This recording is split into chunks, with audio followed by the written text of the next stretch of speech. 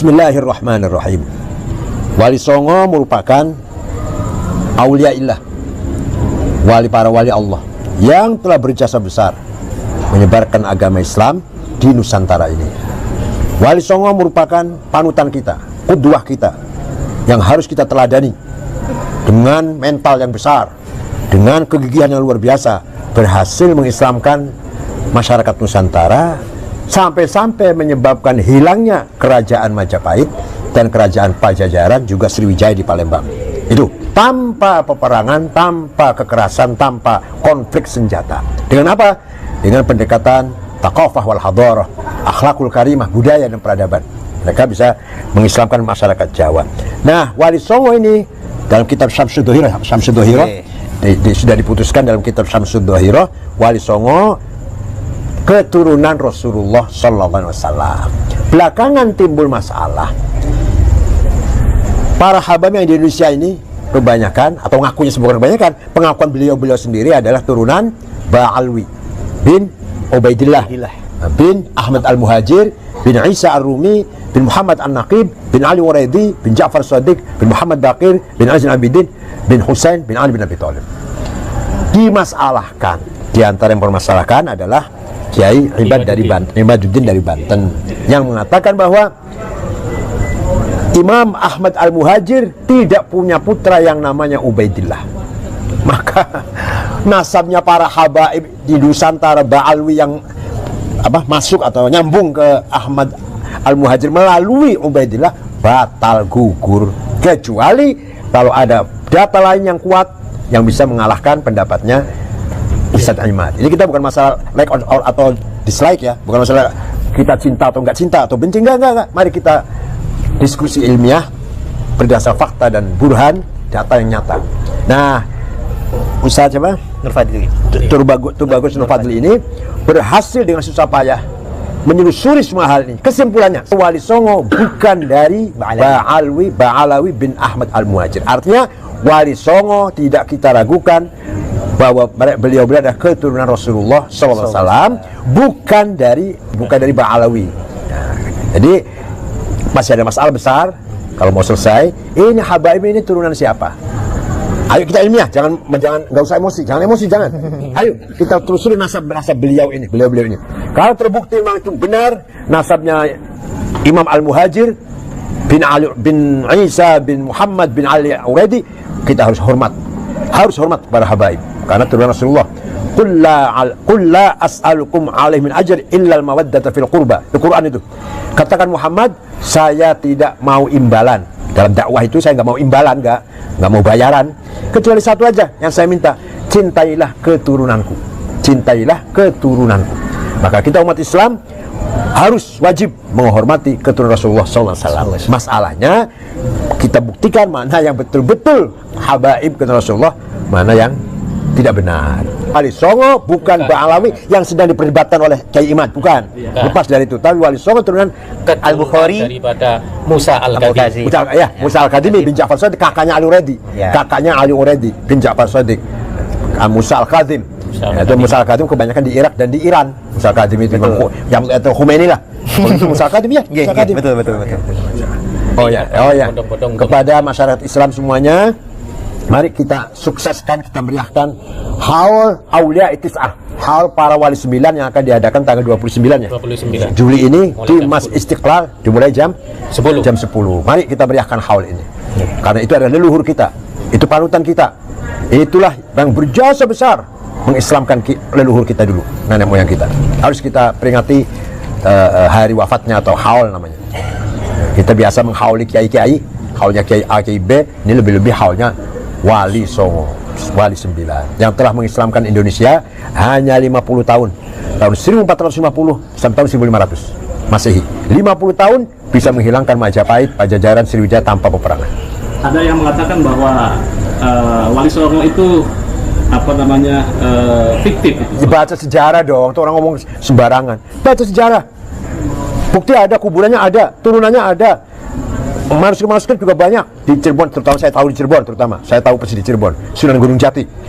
Tinggalannya tulisan banyak, ajaran-ajarannya. Jangan asal ngomong lah. Ayo kita diskusi ilmiah. Bismillahirrahmanirrahim. Alhamdulillahirrahmanirrahim. Wassalamualaikum Muhammad wa alihi wasbihi amma ba'du. Alhamdulillah, dari penelitian kami ini bermula di tahun 2017, kalangan habaib itu bernama Ali Dina Assegaf yang didatangi oleh para peneliti Jepang ingin meneliti tentang para keturunan Rasulullah di Indonesia. Nah, ketika menanyakan tentang masalah Wali Songo, di sana Ali Dina Assegaf menyatakan bahwasanya dalam kriteria ilmu nasab, kalangan ahli nasab Yaman hanya mencatat dari Nabi Muhammad sampai ke nama Abdul Malik saja. Nah, sedangkan dari Abdul Malik ke bawah sampai ke Wali Songo dinyatakan adalah sekedar pendapat sejarawan.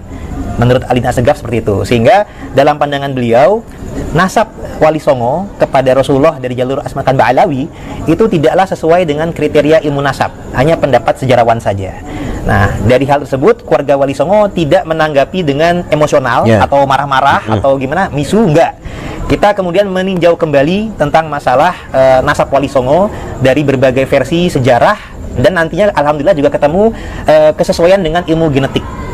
Jadi dari versi sejarah dulu, ternyata kita temukan bahwasanya dalam sejarah Nusantara, para wali Nusantara di masa-masa abad pertengahan, abad 14-15 yang masuk ke Nusantara ini, atau para Wali Songo, muasalnya itu tidaklah dari Yaman. Ini terindikasi dari gelar para wali Nusantara. Misalkan ada yang bergelar Maulana Maghribi, artinya berasal dari Maghrib atau Maroko. Dan di lain jalur ada juga tokoh semisal ayahnya Sunan Ampel, itu bernama atau bergelar Ibrahim Asmarakandi, yang terindikasi dari Samarkand, Uzbekistan. Nah, kemudian beberapa para wali ini bergelar Mahdum, misalkan Sunan Bonang Mahdum Ibrahim, dan juga Syarif Hidayatullah dalam data sejarah Banten tercatat dengan gelar Sunan Mahdum Gunung Jati. Nah, setelah kita kaji, gelar Mahdum ini ternyata adalah gelar turunan Ahlul Bait Nabi yang digunakan di daerah Asia Tengah dan Asia Selatan. Artinya bukan berasal dari Yaman. Andai kata dari Yaman, mestinya bergelarnya Habib Gunung Jati, Habib Hidayatullah, atau Habib Ibrahim Bonang gitu. Tapi ternyata tidak. Artinya ini membuktikan bahwasanya jalurnya bukan dari Yaman. Atau demikian pula ayah Sunan Ampel mestinya Ibrahim Al-Yamani atau Ibrahim Al-Hadrami, ternyata tidak, tetap Asmarakandi. Begitu juga yang tadi dari Maghrib atau Maroko, mestinya kan kalau dari Yaman Maulana Yamani, Maulana Hadrami, ternyata tidak. Artinya dalam sejarah Nusantara ini pernah terjadi pembelokan sejarah dan silsilah. Yang semestinya dalam peta Nusantara ada yang berasal dari Maroko, ada yang berasal dari Asia Tengah, Uzbekistan, terbelokkan melalui jalur muasal Yaman. Nah, ini kita juga temukan indikasi dikarenakan di masa lalu para sesepuh leluhur kita itu belum sempat berkorespondensi langsung ke negeri muasalnya. Padahal itu sebuah sesuatu yang logis. Misalkan bila mana saya atau Kiai atau Buya tinggalnya misalkan di Jakarta, tapi riwayat silsilah leluhur kita itu dari Sunan Gunung di Cirebon, atau ada kalau saya juga ada yang di Banten. Tentu sesuatu yang logis kami mengkonfirmasi atau silaturahimnya dengan keluarga yang di Cirebon atau kalau yang di Banten, tidak ke Jogja atau Ternate atau Tidore, karena di Indonesia ini kan kerajaan-kerajaan banyak, para wali tempat-tempatnya juga banyak, tapi harus disesuaikan dengan riwayatnya yang logis. Kalau kita riwayat leluhur keluarga kita dari Cirebon, tentunya konfirmasinya ke Cirebon.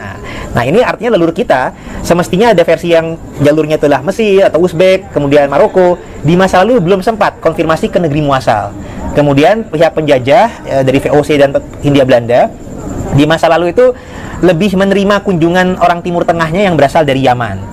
Nah, karena dari Yaman ini yang masuk ke Nusantara, terjadilah interaksi antara para sesepuh-sesepuh kita dengan para pendatang dari Yaman, biasa disebut habaib. Kemudian terjadi interaksi, adanya saling husnuzon, adanya sama-sama riwayat sebagai keturunan Nabi, maka silsilah kita terbelokkan. Leluhur kita ini ke jalur seakan-akan jalur Asmat Khan Ba'alawi muasal Yaman. Nah, ini kembali terbongkar ketika penelitian genetik. Ternyata setelah penelitian genetik kita berbeda dengan mereka. Kemudian saya fokuskan di keluarga Wali Songo saja.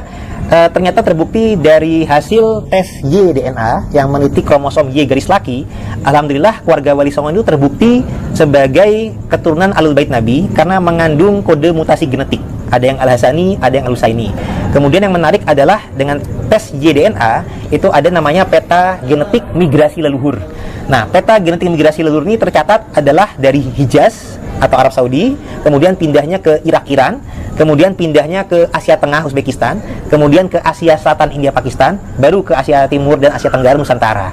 Sama sekali tidak melalui Yaman. Andai kata melalui Yaman, versi Wali Songo sebagai ketuaan Yaman itu tercatat ada versi 9 leluhur yang ada di turun-temurun di Yaman, ternyata tidak terdeteksi. Nah, dalam versi tersebut konon leluhur Wali Songo adalah Ahmad, berputra Ubaidillah, berputra Alwi, berputra Muhammad, berputra Alwi, berputra Ali Koli Kosam, berputra Muhammad Sumirbat, berputra Alwi Al-Vagih, berputra Abdul Malik. Nah, 9 generasi yang turun-temurun di Yaman, andai kata betul, semestinya dalam tes DNA akan terdeteksi ke Yaman. Ternyata tidak. Jadi dari Irak itu tidak terdeteksi ke barat dayanya ke Yaman, tapi lanjut ke bagian timurnya begitu. Nah, ini arti kata menjadi temuan yang kita juga sesuaikan dengan hasil Muktamar NU ke-31, bahwasanya hasil tes DNA itu bisa untuk membatalkan ilhaq nasab, tapi belum tentu bisa untuk menentukan ilhaq nasab. Tapi untuk membatalkannya bisa. Arti kata ketika terkonfirmasi genetik Wali Songo itu terbukti sebagai zuriat Nabi, tapi tidak berasal dari Yaman, maka berarti yang terbatalkan adalah versi silsilahnya keluarga Wali Songo melalui Asmat Khan Ba'alawi muasal Yaman. Nah, kemudian untuk menentukannya tidak bisa semata-mata dengan tes DNA, harus menggunakan versi data lain. Nah, alhamdulillah dari keluarga Wali Songo, kemudian dalam data Cirebon dan Banten, kita cari versi lain yang tidak melalui Yaman. Alhamdulillah dari data manuskrip ke Prabon, ini adalah pustaka asal-usul Kesultanan Cirebon. Ini ya, salah satunya, mohon maaf nih fotokopi ya. Gitu. Ini merupakan manuskripnya dari pihak Keprabon yang waktu itu dengan atas izin almarhum Pangeran Hempi Raja Keprabon diterjemahkan dengan Pak Muhammad Mukhtar Zaidin.